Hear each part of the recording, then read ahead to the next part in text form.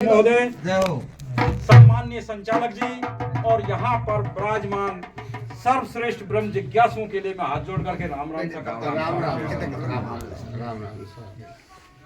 गुर गोविंद दो खड़े काके लागू पाए बलहारी गुर आपकी गोविंद दियो।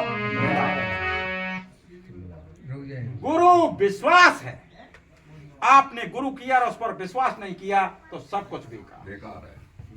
गुरु अभ्यास है, गुरु ने जो कुछ भी आपको दिया और उसका अभ्यास नहीं किया फिर भी बेकार है। और गुरु प्रकाश है, गुरु अंधकार से प्रकाश की ओर ले जाता है, कुमार्ग से सदमार्ग की ओर ले जाता है और बुराइयों से अच्छाई की तरफ ले जाता है। वही हमें अपनी मंजिल तक पहुंचाता है। आगे देखो भाई साहब, या तो आप कर लो फिर या फिर नहीं। आप तो बोलो वो तो जाने वाले वो जा रहे हैं इसलिए रोकने के प्रयास कर रहे हैं। ओम ईशावास्यम इदम सर्वम यत् किंच जगत्याम जगत। ओम ईशावास्यम इदम सर्वम, यहाँ पर जो कुछ भी है उस सब में ईश्वर का वास है। यत् किंच जगत्याम जगत, इस जगत के चराचर जगत के अंदर जो कुछ भी है, चाहे वो स्थूल है, चाहे वो सूक्ष्म है, चाहे वो अणु है, चाहे परमाणु है, चाहे सजीव है या निर्जीव है, सबके अंदर परमात्मा का वास। आगे कहते हो तेन तक तेन भुंजी था, जो कुछ भी उसने रचा है उसका आप त्याग की भावना से भोग करो। मां गृदा, धन किसी के धन की लालच मत करो। कसस सिद्धनम, भला ये धन किसका है? जिस आकाश के नीचे आप रह रहे हैं वो आकाश परमात्मा का है।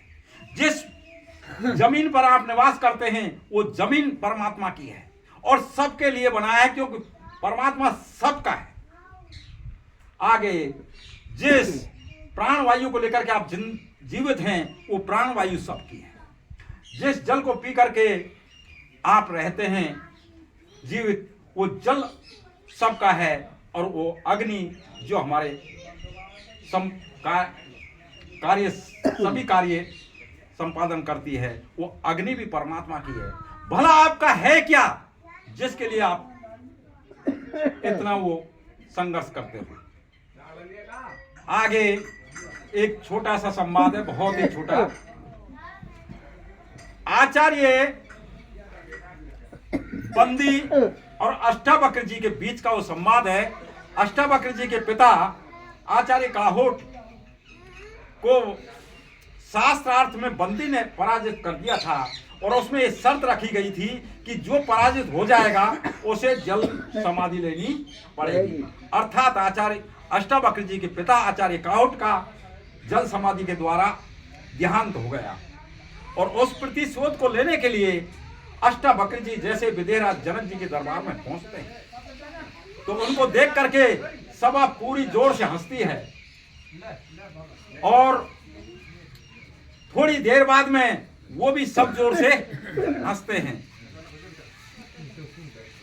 विदेहराज जनक जी ने कहा, हे ब्राह्मण पुत्र, इनका हंसना तो मेरी समझ में आता है, किंतु आप किस बात को लेकर के हंसे हैं?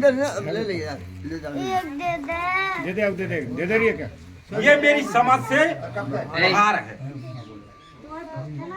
उन्होंने बताया कि मैं सोच करके आया था कि आचार्य बंदी को विदेहराज जी के यहाँ विद्वानों की सभा है, उसमें चुनौती दूंगा शास्त्रार्थ के लिए, किंतु मेरे को यहाँ आकर के मालूम लगा ये तो गुणहीनों की सभा है। अर्थात चमड़े की परख तो जानते हैं लेकिन गुणों की परख यहाँ कोई नहीं जानता। विदेहराज जनक जी ने कहा, महाराज मैं इसके लिए पूरे सभा सहित क्षमा चाहता हूँ, लेकिन आप अपने आने का प्रयोजन बताएं। उन्होंने कहा कि मैं आचार्य बंदी से शास्त्रार्थ करना चाहता हूँ।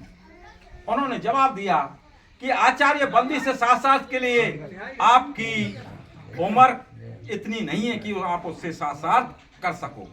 उन्होंने कहा ज्ञान वृद्ध होने के लिए कोई आवश्यकता नहीं है, मेरे पास गुरु की कृपा ही बहुत है, उसी से लेकिन मैं साथ साथ करके जाऊंगा। दोनों के बीच जो साथ साथ होता है उसमें पहला प्रश्न आज अष्टावक्र जी से आचार्य बंदी ने पूछा, और वो प्रश्न था कि प्रपंच क्या है। अष्टावक्र जी ने जवाब दिया कि जो कुछ भी दिखाई दे रहा है परमात्मा के अलावा वो सब प्रपंच ही प्रपंच। उन्होंने कहा कि जो दिखाई दे रहा है उसका अभिप्राय क्या है, उसका मतलब क्या है। उन्होंने कहा जहां तक मन वाणी और इंद्रियों की पहुंच है वो सब दृश्य है और उसे देखने वाला मैं दृष्टा। उन्होंने कहा तो फिर दृष्टा को कौन जानता है, दृष्टा को कौन देखता है। उन्होंने जवाब दिया दृष्टा स्वयं आत्मा है और आत्मा प्रकाशवान है।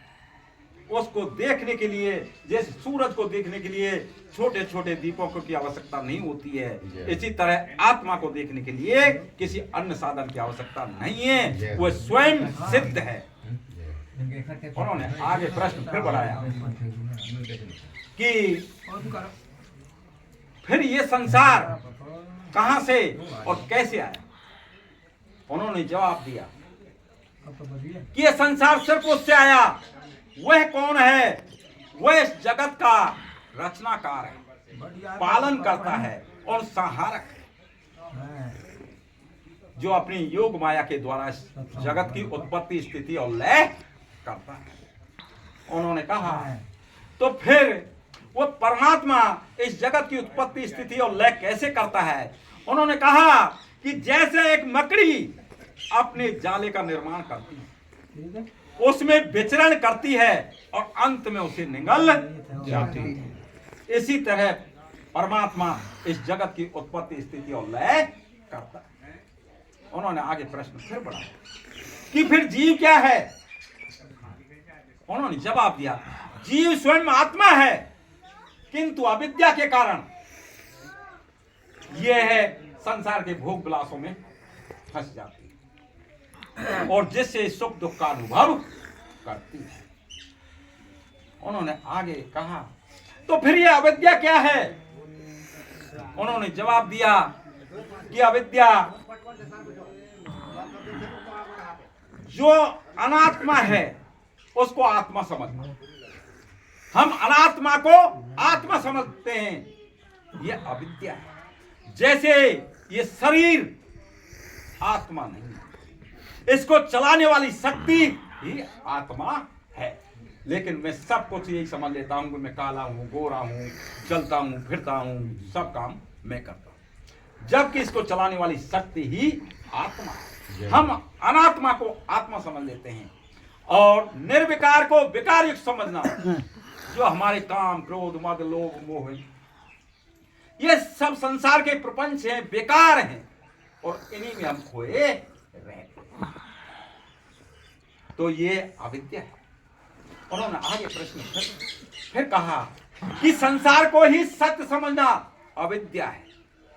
जो भी ये संसार दिखाई दे रहा है वो सब परिवर्तित है, प्रति क्षण बदलता रहता है और परमात्मा एक रूप रहता है, वो कभी नहीं बदलता। संसार सरक रहा है। जैसे मैं बच्चा था, बच्चे से जवान हुआ, जवान से वृद्धावस्था को प्राप्त हुआ और वृद्धावस्था के बाद मृत्यु को प्राप्त हो जाता। किंतु जो आत्मा है वो सदैव जवान में, बुढ़े में, वृद्ध में एक रस रहता है। उन्होंने आगे कहा तो फिर विद्या क्या है। उन्होंने जवाब दिया आत्मा का ज्ञान ही विद्या है। सह विद्या या विमुक्ते, विद्या वह है जो हमें दुखों से, पीड़ाओं से, बंधनों से छुटकारा दिलाती है। विद्या वह है जो हमें द्वैत के भाव से, अलगाव के भाव से, इस भेद को विद्या मिटाती है कि मैं और आप अलग अलग हैं। इस भेद को विद्या मिटाती है। और विद्या हमें दृष्टि देती है जिससे हम अपने आत्मा के स्वरूप को पहचान सकें कि हमारा स्वरूप क्या है, आत्मा का स्वरूप क्या है। क्योंकि हम सब, ये शरीर है हमारा, 5 तत्वों की मूर्ति है। छित जल पावक गगन समीरा पंच रचति अधम शरीर, और वो सत चित आनंद स्वरूप है। आगे उन्होंने कहा कि विद्या वह है जो हमें द्वैत के भाव से छुटकारा दिलाती है। हम दो हैं, अलग अलग हैं, इस भेद को विद्या मिटाती है। आपके अंदर, मेरे अंदर, सबके अंदर वही आत्मा एक ही निवास करती है। और विद्या हमें दृष्टि देती है जिससे हम अपने आत्मा के स्वरूप को पहचान सकें। तो उन्होंने आगे कहा कि परमात्मा को जानने की प्रक्रिया क्या है। उन्होंने बताया कि परमात्मा को जानने के 2 मार्ग हैं। पहला मार्ग तो यह है कि जो परमात्मा नहीं है उन विषयों में हम खोए पड़े। सब नाम रूप गुण दोष सदोष ये वस्तुएं परमात्मा नहीं है, इनमें हम खोए रहते हैं। तो इनका निषेध करना, इनको नकारना, क्यों, ये संसार है, इसको नकारना। दूसरे कि सत्य जैसा है उसे उसी रूप में पहचानना। सत्य अस्तित्ववान है, सत्य का अस्तित्व है, अस्तित्व का कोई अस्तित्व नहीं है। मैंने कल भी आपको बताया था कि जैसे हमने चने को बोया, चना निकला आया तो वो सत्य है, और भूंज करके हमने चने को बोया असत्य है। तो क्या है कि सत्य अस्तित्ववान है, सत्य का अस्तित्व है, असत का कोई भी अस्तित्व नहीं। जैसे मेरी परछाई का कोई अस्तित्व नहीं है, यदि मैं हूं तो मेरी परछाई, इस देही का कोई अस्तित्व नहीं है, यदि इसको चलाने वाली शक्ति आत्मा है, जो इसकी रक्षक है। जब इससे निकल जाती है तो आपकी कीड़े मकोड़े सब खा जाएंगे, आपको सुरक्षा करने वाला कोई नहीं। तो क्या है कि उसको, वो सत्य है और ये देही असत्य है, क्योंकि इसका अस्तित्व नहीं है। संसार का कोई अस्तित्व नहीं है, इसको बनाने वाले परमात्मा का अस्तित्व। प्रकाश का कोई अस्तित्व नहीं, सूर्य का अस्तित्व है, क्योंकि सूर्य है तो प्रकाश है। सूर्य से फिर आगे उन्होंने फिर कहा तो क्या परमात्मा को तर्क के द्वारा जाना जा सकता है? नहीं, तर्क एकमात्र सहायक हो सकता है, लेकिन तर्क के द्वारा नहीं जाना। उन्होंने आगे प्रश्न फिर बढ़ाया, क्या परमात्मा को ज्ञान के द्वारा जाना जा सकता है? नहीं, ज्ञान एक सहायक है, लेकिन पूरी तरह वो भी। क्या परमात्मा को भक्ति के द्वारा जाना जा सकता है?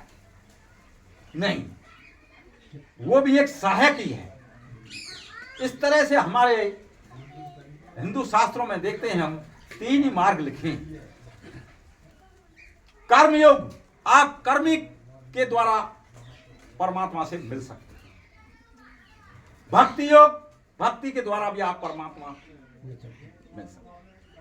और ज्ञान योग, ज्ञान के द्वारा भी आप परमात्मा से मिल सकते हैं। बस अब शांत।